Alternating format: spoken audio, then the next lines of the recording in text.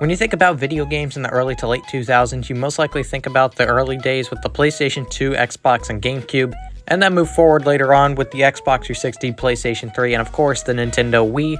And let us not forget the greatest console that released in the 2000s, the Hyperscan. But there was a certain kind of video games that were coming out that not many people talk about today, and that of course is the plug-and-play consoles. Depending on the plug-and-play, it was either a compilation of classic arcade video games or it was its own thing with separate mini-games. Well, whatever it might have been, I'm going to talk about the few that I actually owned and see if they still hold up today. The first one I want to talk about is this plug and play for Wheel of Fortune. I've owned this one for quite a long time now, and what makes this one so cool is the fact you can actually spin the wheel. Anyways, you could play by yourself or with 2 or 3 people, and it also saves your high scores, which is pretty nice. But outside of that, it's basically just Wheel of Fortune, nothing really special here. And unlike other console versions where it could save your stats and you'd get trophies and stuff like that, this doesn't have anything like that. If you happen to find this one, I would recommend picking it up. But if you're a newcomer, I wouldn't pay any more than $10 for this thing. The next one I own is this Namco plug-and-play that I bought a few weeks ago on eBay. This plug-and-play comes with 5 classic Namco video games, that being Pac-Man, Galaxian, Rally X, Dig Dug, and Bosconian.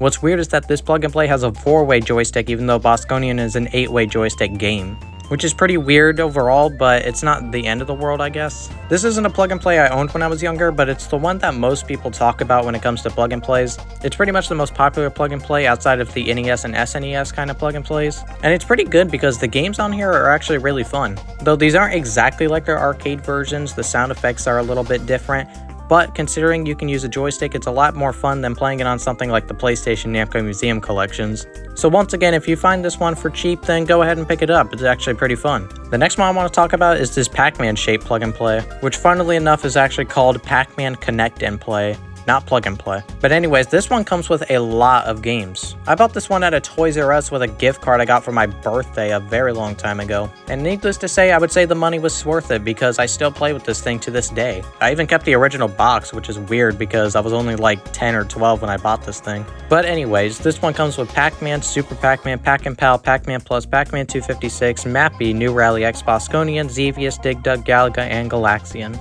Now, if you're wondering what Pac-Man 256 is, it's basically a bonus game where you start on level 255 on Pac-Man, and once you beat that level, you can get to the 256th board where half of the screen is all glitched. This is a pretty famous glitch in Pac-Man, so being able to access it right away is actually really cool. However, this plug and play is extremely similar to one that came out before called Retro Arcade featuring Pac-Man. The only difference is that one comes with pole position and not Pac-Man 256. I personally would have rather switched out Pac-Man 256 for pole position, but it doesn't really matter. The unique thing about this Pac-Man plug and play is that it's actually by Namco and not Jakks Pacific, which if you don't know, Jakks Pacific is behind most of the plug and plays I'll be talking about. They made a majority of the plug and plays back in the 2000s. They didn't make every plug and play though. What, did you think this Apprentice plug and play was made by them? Of course not, they're better than that.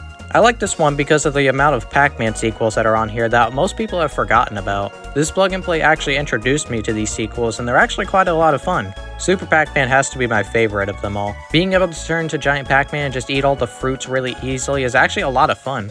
And the other games are classic as well, especially Mappy. Mappy is actually one of the more underrated games in Namco's collection, I feel like. Nobody seems to talk about this one as much, which is really sad because it's actually a lot of fun. But otherwise, most of the games on here are pretty nice and simple, and you can't go wrong with this collection at all. But all in all, this Pac-Man plug and play is actually really fun, and it definitely holds up well. The next one I own is this SpongeBob plug and play straight from my childhood. I bought this one on eBay back in December because I wanted to relive my childhood. This really is the most nostalgic plug and play I've ever owned. I couldn't even tell you what age I owned it, I was so young. But this is basically just a plug and play about the Fry Cook games. Unfortunately, I don't own this SpongeBob plug and play yet, which is the more popular one. I do plan on getting it at some point though. But anyways, there's actually 9 mini games on this plug and play. But to be honest, these games are so simple that showing you gameplay is basically all you need to see to understand how the game works, so I'm just gonna go over the names. We have Runaway Tray, Desert Highboard, Air Patty, Pickle Barrel Dash,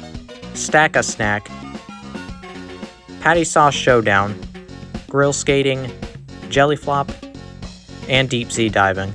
This game actually has a 2-player mode so you can compete with your friends to see who's better at what minigames.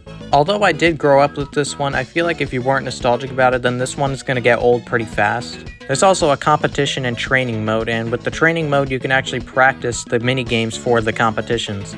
The competitions have a random number of mini games that you're going to be able to play, and there's a few different locations like the Krusty Krab and the final one being the actual Fry Cook Game Stadium.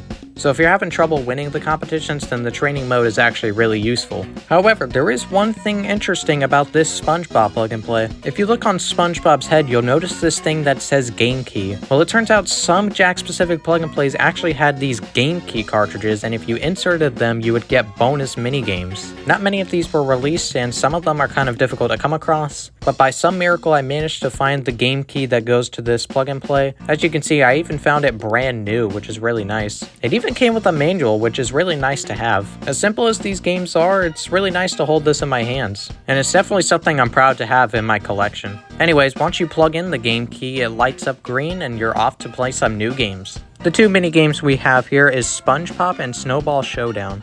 Sponge Pop is basically the exact same game as in the original plug and play Bubble Pop, where you basically just pop all of the bubbles and move on to the next level. Now, I'm not sure how many levels this Sponge Pop game has, maybe I'll get to it at some point, but for what it is, it's simple little fun. There's a huge list of power-ups in the game actually, which can be pretty useful, and with the other minigame, you basically just have to throw the snowball at Patrick, and that's basically it.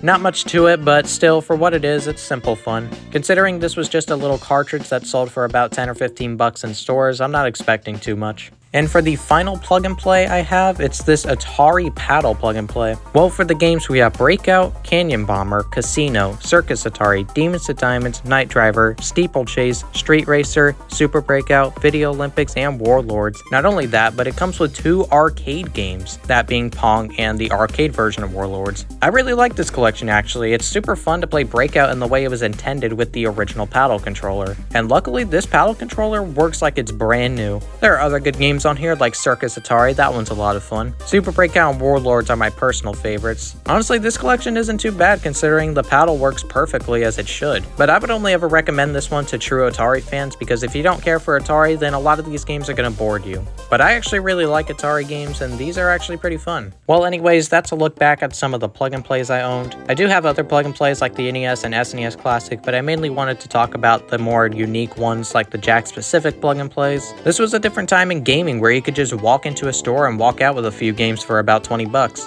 Although some of them were classic arcade compilations, others were their own unique thing, and that was what was cool about them. I love owning these things because they're just simple little games that you can plug in and plug out. So now I have to ask, did you own any plug and plays? Do you still own them? Or do you think these plug and plays are just for video game nerds like myself and they should be forgotten forever? Thank you so much to my members MD Healdus and Charlie King, I appreciate the support. And thank you so much to Red Boy the Cat and Paperman57 for making me these pieces of fan art. I do heavily appreciate it. But anyways, that's about it. Goodbye.